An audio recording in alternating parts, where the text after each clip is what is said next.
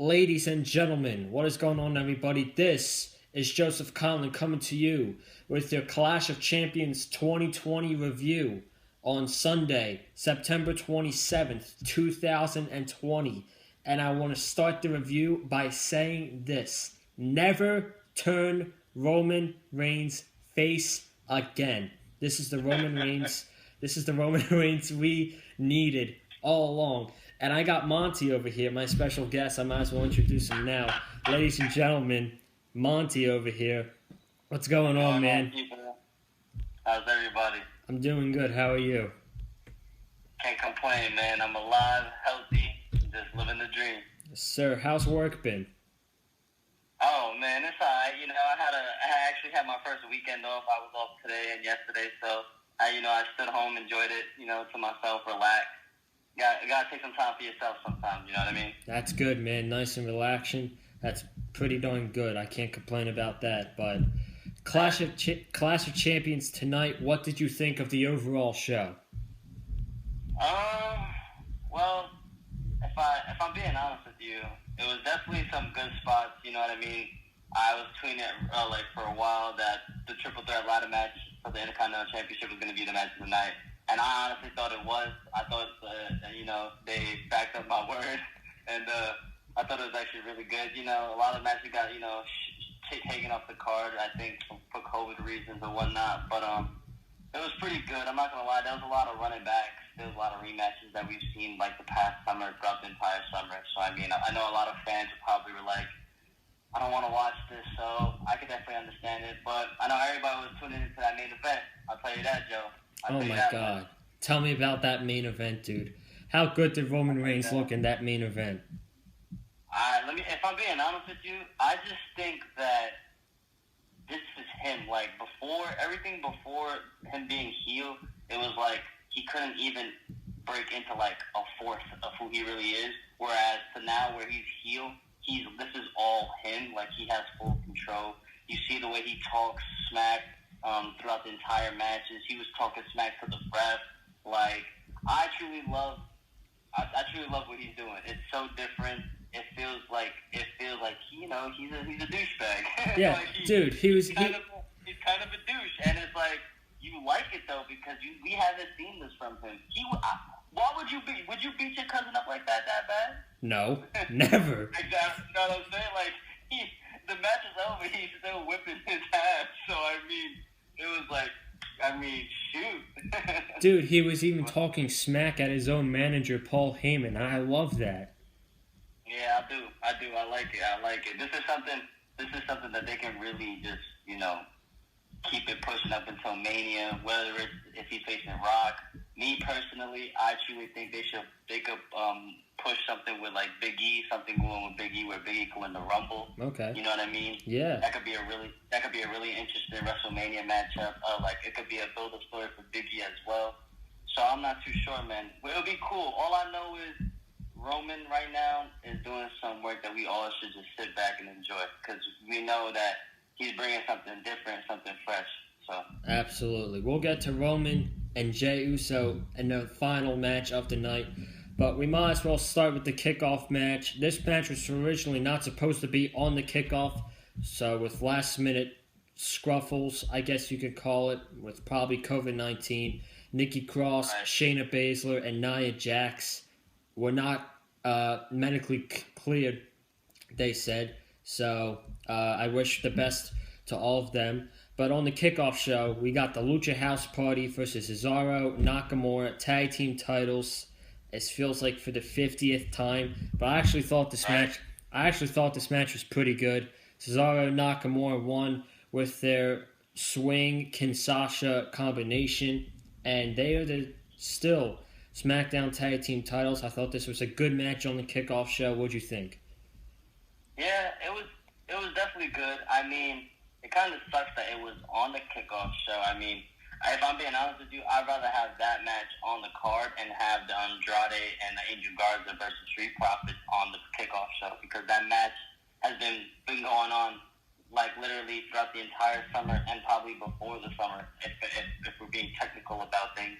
So, Lucha House Party, this is their first, shot at the titles, so why not put it on the card?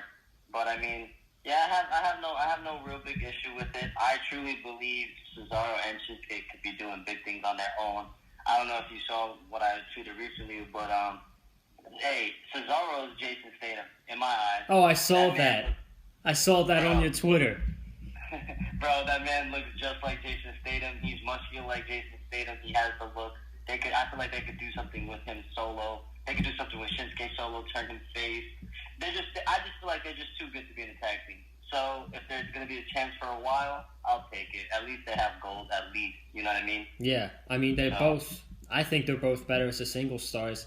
And now that they're out of this feud with Lucha House Party, what better team to take the tag team titles off of them than Otis and Tucker? Get them away from this shit with The Miz and Morrison and just have them become the tag team champions. That's all we want.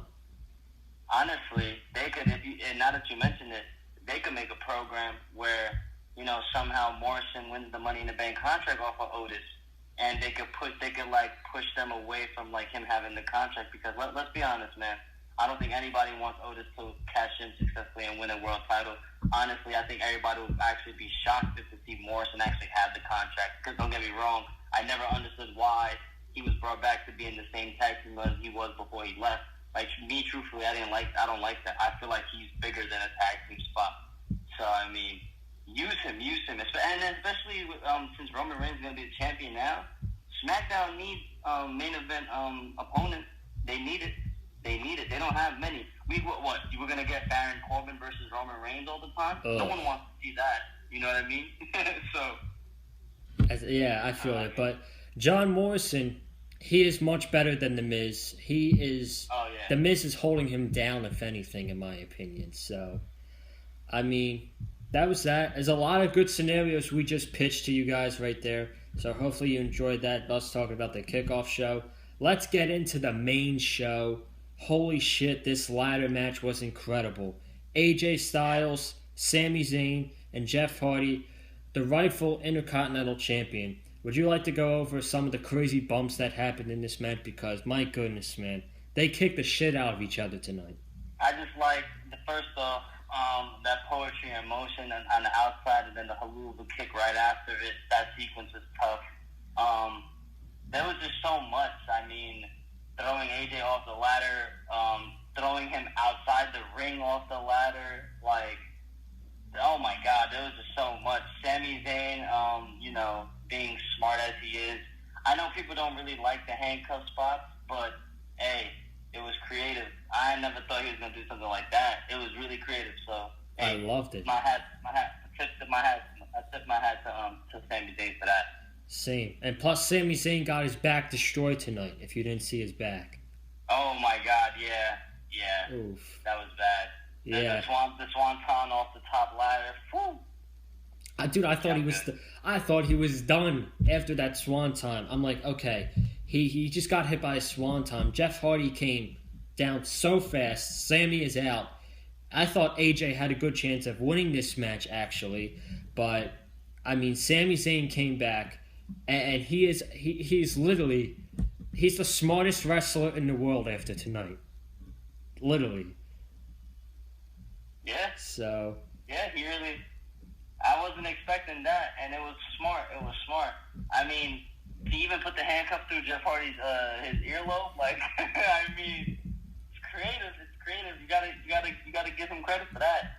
Yeah, I swear. I swear, WWE has an obsession with Jeff Hardy's earlobe. Yeah, they do.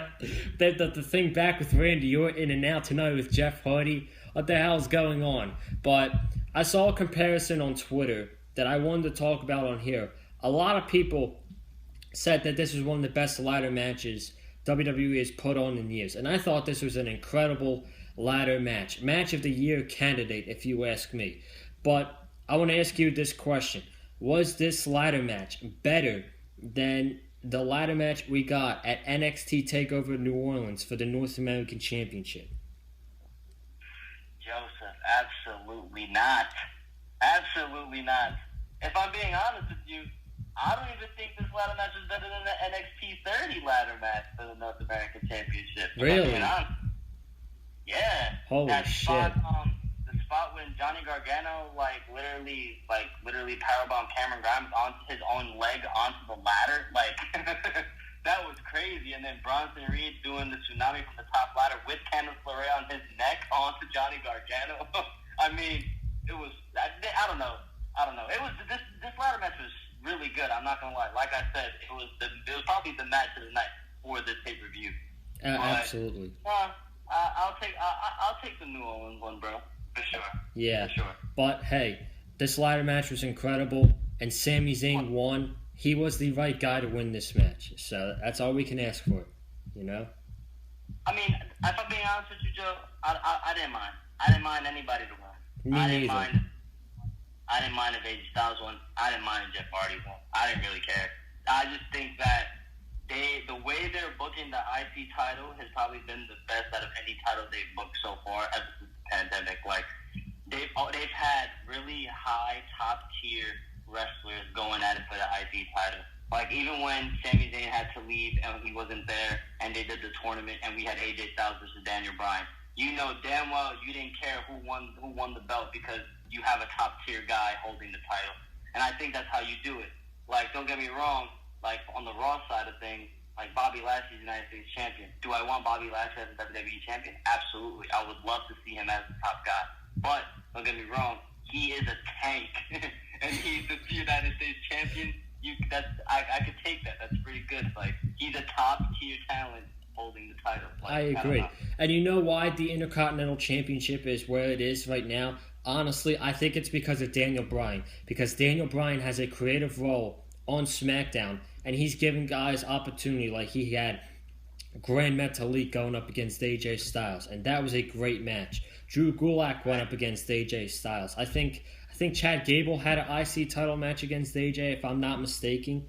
But and Grand Metalik did. Yep. Mm-hmm. I'm loving it. I'm loving what they're doing with the IC title. But we got to move on here. We got Zelina Vega versus Asuka for the Raw Women's Championship. This match went 7 minutes. And 7... I'm sorry. I don't know why I laughed, but just the way you said it. Yeah, it's the Raw Women's title match. It went 7 minutes. No, I did not really care about this match. I don't know if you watch football, but I cared so much about this match that I went to go watch the end of the Dallas Cowboys game, and they eventually lost. So. Yeah, I was pretty upset at Michael Gallup because I'm playing against I'm in fantasy. Somebody has him on their team, and he just gave them 30 points in the late fourth quarter, and I'm just like, oh my god, I just went. Oof, I'm just upset they lost. So I mean, it's whatever. Seattle's a tough team. They'll bounce back next week. But yeah, Zelina Vega versus Asuka. Who cares? Asuka tapped her out in 7 minutes, and then Asuka offered to shake her hand to Vega. Vega bowed down and then beat Asuka up. So are we really going to get another match between Asuka and Zelina Vega here? I don't get it. Yeah, man, your guess is as good as mine because I feel like they're pushing her too quickly. And honestly, the first thing I thought of when she beat Mickie James on Raw and she got the title shot was, you give her the title shot but not Bianca Belair? What? Exactly. Bianca Belair in this program? Exactly, bro. Yeah, I don't know, man. I don't know. It's a question mark. It's a question mark for sure. Yeah, didn't Bianca defeat Zelina Vega twice?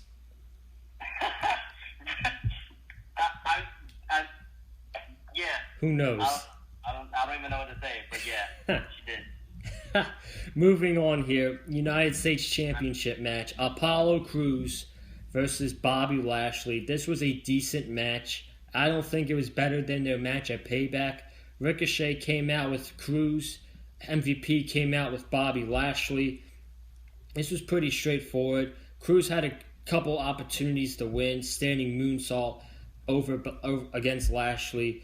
Frog splash. Lashley kicked out at 2. Then Lashley hit a spear. He got pissed off. Full Nelson. Apollo Crews tapped out. that was it. Decent match, good United States Championship match. Bobby Lashley retained like he should have, and hopefully we can just move Apollo Crews away from the Hurt Business now. If they want to continue the Hurt Business versus Ricochet, I get that because this makes sense. But what did you think of this match here tonight? I enjoyed it. I'm a big Bobby Lashley fan. I think this man can be pushed to the moon, like how Cram and Grinder says about himself. Mm-hmm. But I truly believe Bobby Lashley is one of those just freakish athletes that can produce and perform for you every time he's in the ring. And now that he has a mic talker for him like MVP, I think it's perfect. You can sell him as this big guy that's just all about business, that just wants to go in there and hurt people. It's perfect. It fits him, and he looks badass in a suit. So I think this whole group is like honestly the best thing going for Raw. It's the only thing, honestly, one of the very few things I watch Raw for. But I thought it was good. People gotta take notice. That one-handed spine buster he does, that shit's insane. Yeah, who? Bobby Lashley? That elevation he gets when he picks you up in the air. Bobby Lashley, in my opinion, Bobby Lashley is not appreciated enough because he's a very good wrestler, in my opinion. He is a very good worker. The reason why people shit on Bobby Lashley since he came back was because WWE put him in shit storylines with Sami Zayn and Rusev when he was in WWE. Don't even remind me of that. And oh boy. Oh, you said it. Yeah, you said it, man. You said it. I never appreciated what they did with him. I thought they were gonna take a page out of Impact's book, how they were gonna book him. They didn't even use that to their advantage. So, but I'm just glad he's being used in an important spot now, and he feels important on Raw every week, in my eyes at least. Yeah, he feels important to me too. But we'll see what Lashley goes on to. Maybe now that he's done with Apollo Crews, what if we get Bobby Lashley defending the U.S. Championship against Keith Lee?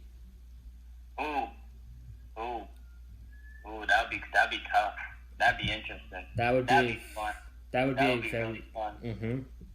Yeah. That'd be really fun. I personally thought that Ricochet was gonna turn heel tonight. He was gonna turn on Apollo Crews, and I thought that they were gonna work this story where how every time Apollo Crews was to ask Ricochet and Cedric Alexander for help, every time they'll find a Hurt Business, they will both get their ass beat all the time, which is true. So if Ricochet was to turn bad, they could use that into the storyline, saying, listen, we're tired of taking the beating for you every time you ask for help. And it's like you, at the end of the day, get to hold the gold. Because he was the only one being the champion at the end of the day. So, I mean, it would work perfect. It would work perfect storyline. I thought it would have been good. Then you could actually have another new tag team with Cedric and Ricochet, and they could feel important because they're in the group with the Hurt Business. Boom, tag team champion. I don't know, man. I don't know. I could totally see where you're coming from there. Yeah. But, I mean, I don't know. We'll see what happens in the next coming weeks. It should be interesting, hopefully. But these next two matches, I was not a fan of whatsoever. The first one was for the Raw Tag Team titles. We had Andrade and Angel Garza versus the Street Profits for the 87th time, it felt like. But this match, I don't know about you, it was weird, especially the finish. Andrade got hit with a Clash of Clan by Angelo Dawkins. He clearly kicked out at 2, and they called for the bell. And then it looks like that Angel Garza really got hurt, so they might have called the match for that. But I don't know, man. At the end of the day, who gives a shit? This match has happened 87 times, and I didn't want to see it again. But it is what it is. Hopefully Garza, he's okay by the end of the night. What do you think about this? I totally agree. I'm with you on this one, man. I was really interested with this match in its entirety. I didn't really care for it, like you said. I mean, they've been fighting time and time again. They lost at SummerSlam, lost at Payback, lost on Raw, time and time again. So, I mean, I just didn't understand why this match was made. I just don't even understand why they even won the tag team number 1 contenders match on Raw. Like, there was just so many questions, but Angel Garza definitely got hurt because the ref threw up the X after he did the ripcord knee, and it felt like once he got back up to try to tag Andrade, he couldn't, and he fell. So Yeah. it definitely looks like he got hurt. So let's just hope it's not too serious. And if he does get hurt, Mr. Garza, speedy recovery, my friend. Absolutely, but I want to go back to what you said earlier about Shinsuke and Cesaro and them being better as singles wrestlers. Andrade and Angel Garza are 100% better as singles wrestlers than tag team wrestlers, especially Andrade. Yeah, I think so too. Well, if I'm being honest with you, let's keep the facts and reality let's keep them together. Sure. Andrade, he don't speak that well, so his promo work is gonna need work. And two, he's only getting this push because we all know who he's going out with. Oh yeah, I mean, hello. Let's just be honest. Yeah. Let's just be honest. Angel Garza. The good thing about Angel Garza is he can talk on the mic perfect, and he has that swag where he feels like he has the look, which he does. He has the look like he's basically the Eddie Guerrero Latino Heat ladies man type. If you really try to put two and two together, he's kind of like that, and he can speak good on the mic, perfect. So I mean, I don't know. To me, they are really good by themselves, but Angel Garza, he kind of got him like a little edge. Got a little edge on him. A little bit. That might be your opinion. You like Garza better than Andrade. I like Andrade better than Garza. I think Andrade is personally one of the best wrestlers in the world, and he's just being so misused right now, in my opinion. But I do agree with you. He needs to work on his promo skills. So. Yeah, just a little, man. Like, don't get me wrong. Like, Asuka doesn't speak her promo in English all the time. She doesn't need to. All that screaming in Japanese and her being all angry and all the intensity and stuff like that, that's good. That works. And all I need to hear from Asuka is no one's ready for Asuka. Like, yeah, damn right, no one is ready. Like, that's all you need to hear sometimes. So I mean, it's fine. Listen, sometimes simple is more. Yep, I totally agree with that. And speaking of Asuka, Bayley came out next. She had her steel chair. She sat in the ring. She said, "Unfortunately, Nikki Cross is not able to compete. I wish she had the opportunity tonight so she could prove to me that she could beat me without Sasha, but I guess she's not getting that opportunity. So as the role model myself, I am going to have an open challenge tonight for the SmackDown Women's Championship. And I'm sorry if I raise my voice here, but of an entire roster of women on Raw or SmackDown, it could be somebody from NXT. Out of all people, you bring out the Raw Women's Champion, Asuka. You bring out the Raw Women's Champion out of all people. And all I said was, why? Yeah, you could tell the facial expression on his face right now. I'm with you on this one, man, too. They couldn't even just throw Lacey Evans in there just cause. Like, I don't even care if Lacey Evans didn't even deserve a shot. It's a new opponent. It's something different. I don't even care at this point.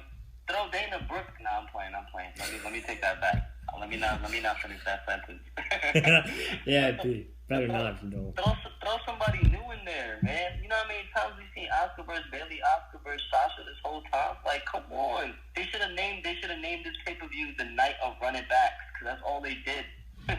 Yeah, I honestly thought when Bayley said she was having an open challenge, I honestly thought it's going to be the re-debuting of Carmella with her new gimmick that she's been doing on SmackDown. That's what I thought it was going to be. That would have been good. See, that would have been good. Yep, they should be taking my ideas, I guess, instead of their own ideas, because their own ideas are lazy, that they have to put out their own Raw Women's Champion to go up against Bayley, and this match lasted 5 minutes because Sasha Banks caused the DQ. Now, Sasha, I love Sasha. She is one of my favorite wrestlers in the world, favorite women's wrestlers in the world, but it is too early to bring back Sasha Banks, in my opinion. I don't know about you, but Sasha Banks should have been off television until the Royal Rumble. She should have won the Royal Rumble and then go on to face Bayley at WrestleMania. That didn't happen. And after tonight, I think we're getting Sasha and Bayley inside Hell in a Cell. What do you think? Um, so my thing was, I just don't. Sometimes, here's my thing when it comes to certain things that they do. I just don't understand as a writer, because that's where I got my college degree. As a writer, I don't understand that they can go through with certain scripts or they can go through with certain matches. Like, for example, what you just said. You mean to tell me that you guys had this idea that Bayley was going to go out there and have an open challenge, and all of you in the back sat there and agreed, oh yeah, let's have Asuka run out there and have another match. Everyone's like, yeah, sure, sounds good, right? Are you kidding me? Yeah, for Like, real. I don't understand that. I don't understand how everybody's like. I feel like that's what they do. Yeah, that's good. That sounds good. Yeah, why not? Sure. Like, no. Have your own voice. Have your own opinion. Say, speak up. Like, yeah, I know, I get it. Yeah, you might get fired. Yeah, who cares? Whatever, sure. But at least you ain't like a puppet, man. Like, speak up. Have your own voice. You're not a fan too of this stuff. Like, but in my opinion, yeah, exactly how you said. How is she gonna come back tonight after the attack on after the attack on SmackDown and the Performance Center, after everything like that's happened? It's just they're not even selling what they're doing like to the max. They're not even trying to drag it out now. They're just trying to rush it, and it's like, why? You have something really good here. Exactly. And you know what? While Sasha was out, they could have had Bayley feuding with Mandy Rose, because coming out of SummerSlam, I saw Mandy Rose and she was going to be the number one contender for the SmackDown Women's Champion. But for some odd reason, they decided to trade her to Monday Night Raw, and she hasn't been on Raw since. I don't get that. And now we're just at Sasha and Bayley again, and like you said, it feels rushed. While they should honestly take their time with this, but Sasha and Bayley are more than likely going to face each other inside Hell in a Cell. Is this going to be a good match? You're damn right it's going to be a good match. Should it be happening at a pay-per-view like Hell in a Cell? Absolutely not, in my opinion. No. But see, the thing what you said about Mandy, it's kind of unfortunate what happened to Sonya Deville, because if I may, I totally believe Sonya Deville could have been that woman wrestler to dethrone Bayley for the belt. Her promos are just, they're so good. They're so good. She comes out in the suits and she talks so angry, and it's like, I feel it. Like, I feel everything she's saying, and that a lot of wrestlers, let me tell you, Joseph, a lot of wrestlers are missing that. They're missing that conviction when they take the mic and they look into the camera and they start speaking. A lot of them don't even believe what they're saying, and that's how they fall short, and that's how they don't even get over the fans. If you can talk and calm, collected, every word that comes out of your mouth, you feel confident. For example, like Keith Lee, Damian Priest, the way they speak is just, it's like you putting butter on a freaking bread. It's perfect. You just spread it. It's perfect. And so I think, to me, Sonya Deville could have been that wrestler who could just took over, man. Like, I'm telling you, she could have took over. Same with Rhea Ripley. She's doing absolutely shit in NXT. Put her on SmackDown. She would destroy the entire roster. And I'm not even trying to exaggerate. She's better than the entire SmackDown roster. Let's keep it real. Dude, Rhea Ripley, she's main roster ready, in my opinion. Oh, hell yeah, she's been. Exactly. She's been.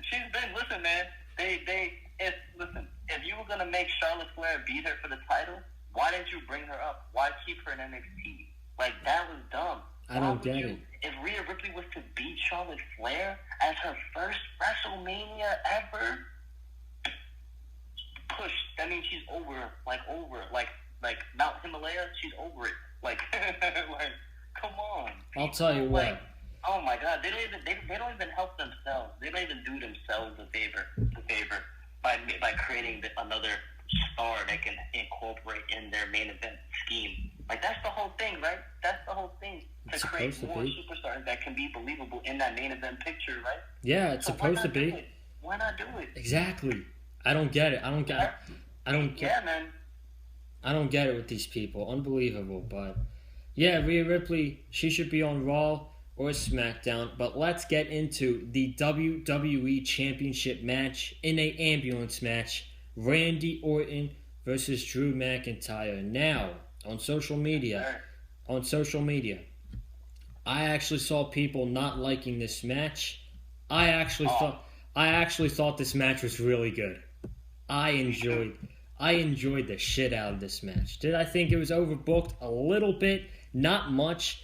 A little bit. But the reason why Big Show, Christian, Shawn Michaels, Ric Flair were there, because they were getting their revenge. And you know what, people? It made sense. And that's all I can ask for. It made sense, and it made Randy Orton look strong. People are forgetting that simple fact. Absolutely.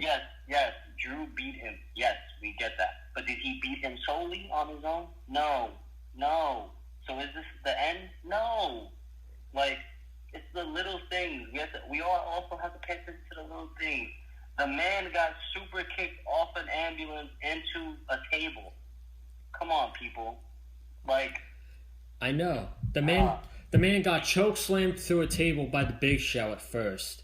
Then they're fighting near the ambulance truck, and Orton gets slammed. McIntyre gets slammed. McIntyre goes for a Claymore on Randy while he's in front of the door. McIntyre clicks the ambulance door off. Yeah. Oh my God. McIntyre got sidewalk slammed onto the front glass. That had to hurt. Then they were fighting in the back. Christian got involved. He was fighting Randy Orton around the catering table. And then later on, they're on top of the ambulance. Drew gets knocked down. Randy turns around. He eats a super kick by Shawn Michaels. He's staggering. Michaels pushes him off. And then at the end, Randy hits an RKO. He puts Drew in the ambulance. He shuts one door. And then he's sitting there. He's smiling. And I'm like, you moron, what are you doing? Close the damn door. He doesn't close the door. Of course, Drew McIntyre is going to stop the ambulance. He stopped the door. He got out. He hit a Claymore. He got Randy in the ambulance. Then he went for the punt kick. That was it. Ric Flair drove off Randy Orton. Mwah. Over. Really good ambulance match, in my opinion. Drew McIntyre is still the WWE champion, and clearly this is not over. It'll be Randy and Drew at the Hell in a Cell pay-per-view. Whether it's inside Hell in a Cell, probably, in my opinion, but it should. What'd you think of this ambulance match? It was good, man. It was really good. I enjoyed it. I liked it. Maybe they probably dragged it out a little too long, but it was still good. I liked it. I can't believe when you said that people thought it was bad. I didn't see how it could be bad. I understand where it was bad. You know what I mean? So, no, I liked it. I'm hoping Drew could just continue this WWE reign. I like him as champion. We haven't had like this much of a badass face as a champion, and I just hope his reign continues to be good with like good matches. You know what I'm saying? This is a really good storyline. So, hey, I wish nothing for the best for Drew, honestly. Yeah. And if Randy becomes champion down the line somehow, then so be it. Well, here's what I can see happening. Obviously, this is not over. This will lead to Hell in a Cell. What if Edge makes an early recovery and Edge costs Randy Orton the WWE Championship against Drew McIntyre at Hell in a Cell, and then maybe at Survivor Series we get the third and final match between Edge and Randy Orton? What do you think about it? So I would rather that match have the WWE title involved, and I know this might sound crazy, but I would rather see Edge become WWE champion at least one more time I can understand that. Just the simple fact is when he became World Heavyweight Champion and he had to retire, he never technically lost the belt. So let him have one more reign as a champ. You know, I know there's wrestlers out there that he wants to compete against. So I kind of don't want to waste all these matches that he's returned with former wrestlers that we've seen him in matches. And you know what I mean? Yeah. I want him. I know he wants to wrestle AJ. I know he wants to wrestle Seth Rollins. I know he wants to wrestle Ricochet. I'm not saying we're gonna get that, but I know there's wrestlers out there that he's very interested in working with, and I want them to make it happen. I want them to make it happen before they can, and I don't want them to continue to try to bring back nostalgia and childhood. Like, I get it, it does feel good, but let's try to make some new things. We never got to get AJ and Shawn Michaels. You know what I mean? Yeah. So, there's certain matches, you know, you don't want, you know, get away from you if you can make it a possibility. So I totally agree with you on there. I could see where you're coming from for Edge being the WWE champion. I don't think he'd be the champion for that long. I could see if he was to become the champion, I could see him dropping the title to Seth Rollins, or in my dream scenario, hopefully in Adam Cole when he's on the main roster. Will it happen? I doubt it. So, I mean, we'll see, man. We'll see. Yeah. Main event for the Universal Championship. Jey Uso versus Roman Reigns. And I can tell right now, Monty is ready to talk about this match, because I thought this match was fantastic. And at the end of the night, I'm so happy this match main evented the show. Holy shit. What a great story that Roman Reigns and Jey Uso told. I want you to have the floor first, because I want you to give your opinion first before I give mine. Well, thank you, Joseph. I appreciate that greatly. No problem. Well, you see, I think I'm one of the only people, very few people, that believe that the vignette before the match was perfect. That family vignette that they played is probably one of the best that they've done in 2020 so far. Like, it's really good. They really invested into this story. I enjoyed it. And let's just say, Roman Reigns is a different breed when he's heel, man. I'm telling you, the trash talking in the ring, to Uso, to the rest, to Paul Heyman. Oh my God! Even when Jimmy came out at the end, he was still talking shit. Like, hey, if you don't tell me, you better tell me. Like, I'm the man. Tell me I'm the man. And you're not gonna tell me? I'm gonna still whip his ass. Like, hey, this is different. This is different, and I am here for it. I am ready. I want all of it. Like, he needs this. This needs to be fully done on his entire creativity. Let him run wild with it. He lost the shirt. He's shirtless. Now, next pay-per-view, change the security pants. Next pay-per-view, change his music. Slowly change everything about him. Everyone's going to love it. I guarantee you there was not one person that complained that he wrestled shirtless today. I guarantee you that. No, I did not complain about that. I did not complain about that at all. And I'm telling you right now, like a month into his heel turn, I think he's already best thing in the WWE. This was perfect when he was giving Jey just stiff forearms. Thinking you had Jimmy Uso hobbling out there with a towel, and Roman was like, "Call me the tribal chief." Jey kept saying no. At one point, Jimmy was holding Jey's hand. Roman dragged Jey away. Jimmy threw the towel in. Just unbelievable, man. I mean, how can you not say this match was fantastic? This was absolutely a home run match, in my opinion. Yeah, I definitely believe it. I'm so glad they main evented. I'm so glad they gave them the spotlight to deliver. Shout out to Jey Uso, man. Even if you didn't win, I'm pretty sure anybody would not mind you being a singles competitor. I always thought you were the better Uso. No disrespect to Jimmy. But, hey, man, Shay, this was a great match. You did a great performance. Hey, you just wasn't your day, man. Every dog has his day. And today's day was the big dog, so... Yes, sir. Now, we all knew Roman was going to beat Jey, and he did in a great match. Where does Roman go from here? Who is his next challenger for the next pay-per-view? Oh, Joseph. You know who his next opponent is. The Fiend? I think we all know. Is it The Fiend? gotta let him in, man. Dude, I get it. You gotta let him in. I get it, but the Fiend at Hell in the Cell, I mean, oof. Well, I'm not saying that you gotta do it right this moment, but at some point down the line, he has to be incorporated into the storyline. Oh yeah, absolutely. He'll be a. He has to. And they gotta make Alexa Bliss the female Fiend. They gotta make her a mask. They gotta give her the whole shtick. She makes it work. She looks crazy. She looks crazier than Bray. She can be the mouthpiece for Bray. It's amazing. I love it. Did you see her Friday? She looked demented. Hell yeah, man. Yeah, bro. Like somebody took over her body. For real, that's what it felt like. Yeah, and then she gave Roman the crazy look, and then that's when I was like, alright, we're getting Roman and Bray down the line. I just hope it's not at Hell in a Cell, in my opinion. Yeah, no. It's too quick. Yeah. I would do this at Survivor Series, in my opinion. Mm-hmm. This is a big enough match. Wait. If they're doing Survivor Series, nah. I don't want that. I want Finn versus Drew versus Roman. Give me that.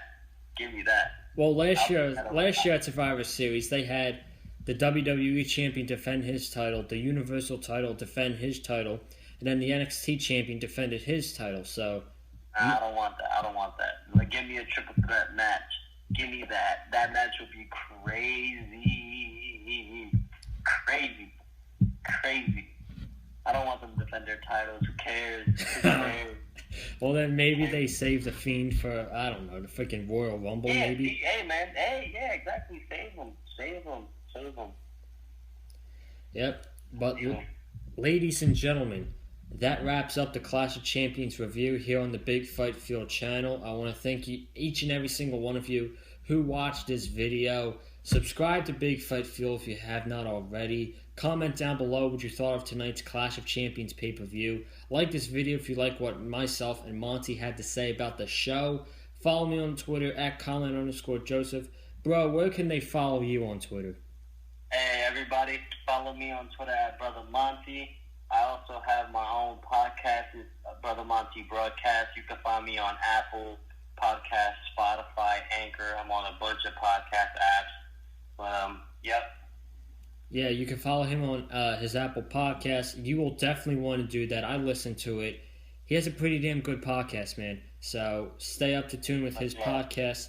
And this will also be on bodyslam.net because I am working with the bodyslam.net team now, doing reviews for them. So you will see this on bodyslam.net. And any last minute things before we get out of here? Everybody, thank you for tuning in and listening to us. Give our, raw feedback and content for Clash. I hope if you guys did enjoy whatever it was that you wanted to watch it for. And like I said, we appreciate you guys listening to it. You bet, man. You bet. We'll be back on the channel next week. I hope you guys have a good night and stay safe.